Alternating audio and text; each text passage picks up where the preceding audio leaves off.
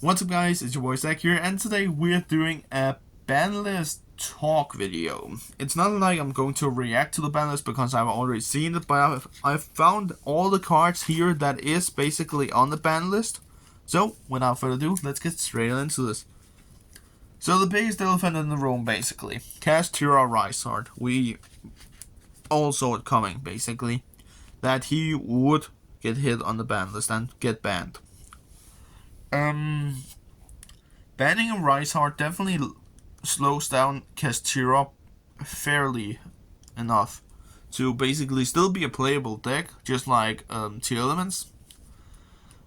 But I feel like now Castira will be more like a go second blind build deck instead of going first deck. But it also depends on what cards that you want to mix with the Castira deck. Because if you just want to play Castira, that means that you have a lot of breaking cards basically, because you don't have really any cards in the extra deck to go into. Sure, you could go into number 11 or the Red Eyes Flare Metal Dragon, but I feel like it's more like going second build now, because of the Risehard that it has been banned.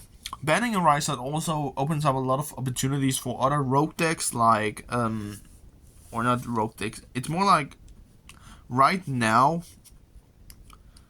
I feel like one of the biggest decks that will see more plays will definitely be Purely and Unchained. Those decks will definitely see more play now, where Castira is basically banned, or a Risehard is banned, basically. But it also opens up opportunities for other rogue decks to play. And there's a car outside. Nice. But by banning a Risehard, yes, it does slow down Castira, but they're not unplayable anymore. I talked with some of my friends from my local, and they said that banning a Risehard, it's fine, basically. It slows them down, but it doesn't make them unplayable, and I agree with that, basically. It opens up opportunities for rogue decks now to play. Next we have the limited cards, and for those we have Chaos Space and Bestial Magnamod. Chaos Space and Magnamod at 1 definitely, first of all, slows down Dragon Link, basically. And the Magnamod has damage there, that is why you can see that stripe of, you can see this, that is damage on the card. So that's the reason for why I actually used it, so I don't need to split the cards that I'm using in decks. First of all, Chaos Space, one of the best searchers in Dragon Link, now at 1. It does slow Dragon Link down by a lot, basically. Limiting Magnamod also slows down Dragon Link a lot, because first of all, a combo that was always seen was that he activated Chaos Space, then he was sending either Magnamod or another Bestial to the graveyard, searching after Lubellion, sending Lubellion to the grave by searching after, I don't know, maybe another Magnamod basically, or Saronir. Putting these cards at 1 definitely slows down Dragon Link that much that he can't just make a huge board.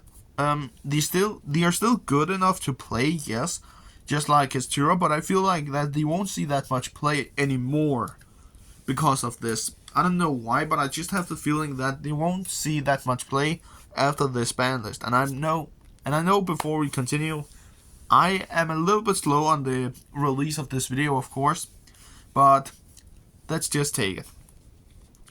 Magnamod at 1 also slows down Bestial Engines, but it's not completely destroyed, because you can still play Lubellion at 3. And playing Lubellion at 3, you will send him to the graveyard, search after your Magnamod, summon out Magnamod, and then you have your Bestial Engine running. So by limiting Magnamod, it doesn't destroy the Bestial Engine. It slows it down a little bit, but it's not completely unplayable. And it doesn't do that much, basically, against the Bestial Engine. Next we have the cards that is back at 3 basically. No semi-limited cards, but let's just get into it. Herald of Orange and Salamangreat Gazelle. This is awesome basically. Let's just start out with the big elephant in the room, Gazelle. Salamangreat Gazelle at 3 definitely opens up the opportunity of Salamangreat players to get back into the game. I have a whole Salamangreat deck. I don't have all the new support, but I feel like that I will probably buy the Soul Burning Volcanic Legendary Duelist set now, where Gazelle is back at 3. Having Gazelle at 3 also opens up the opportunities of Salamangreat players to actually be good now, because of the release of their new card Salamangreat of Fire from the Legendary Duelist Soul Burning Volcanic or Volcano set. That is a 1-card combo basically, because you can search out Gazelle with that effect. You are just locked into fires. Yesterday where I was playing at locals, I was playing against a Salamangreat player. He was summoning out Salamangreat of Fire and activating effect. I Book of Mooned him because I was playing Black Wings at that point. And after that, he searched after Salamangreat Gazelle, but after that, he couldn't link summon because his Salamangreat of Fire was face down because of Book of Moon. So he passed at that point. I drew into. I drew into. I think it was Sudru or any Black Wing basically. Full card combo, battle phase, attack for game basically. Yeah. I will say, throughout how I've been seeing the Salamangreats, it's fine, basically. Herald of Orange Light opens up a lot of opportunities for fairy decks now to basically get back in the game. Stuff like Drytron could potentially return to the TCG. And funny thinking, you can use this in Purely, because the Purely engine is fairy types. Of course, you have to send Purely or Purely to the graveyard to activate the monster effect, but this is basically free gamma for the Purely engine or the Drytron engine now, which is insane. But basically, guys, this ban list, it's fine, because I feel like it's opened up a lot of opportunities for rogue decks to get back into the game, like Salamangreats, Drytrons, Unchained, I don't know, name any rogue deck basically that could potentially have a chance now. In the comments down below, that has a chance right now to get back in the game basically.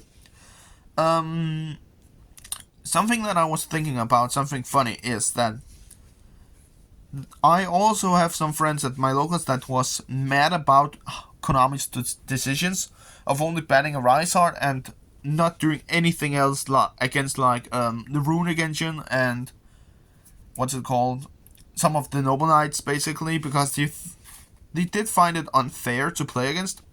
But my response to that was basically that Konami can't ban everything, and that is also something that I was thinking about.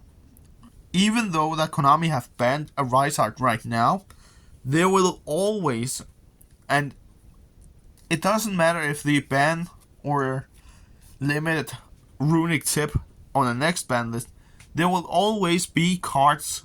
Every Yu-Gi-Oh player have this feeling. There will always be cards that you will hate, that you want to see on the ban list, that you want those cards banned. There will always be those cards in your mind.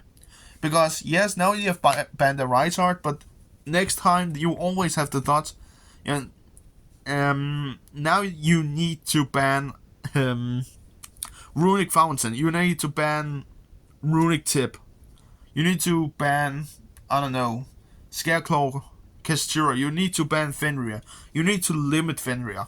There will always be so many excuses for Yu-Gi-Oh players to have something to argue about. There will always be something that you, no matter when it is, you will always have something against some cards.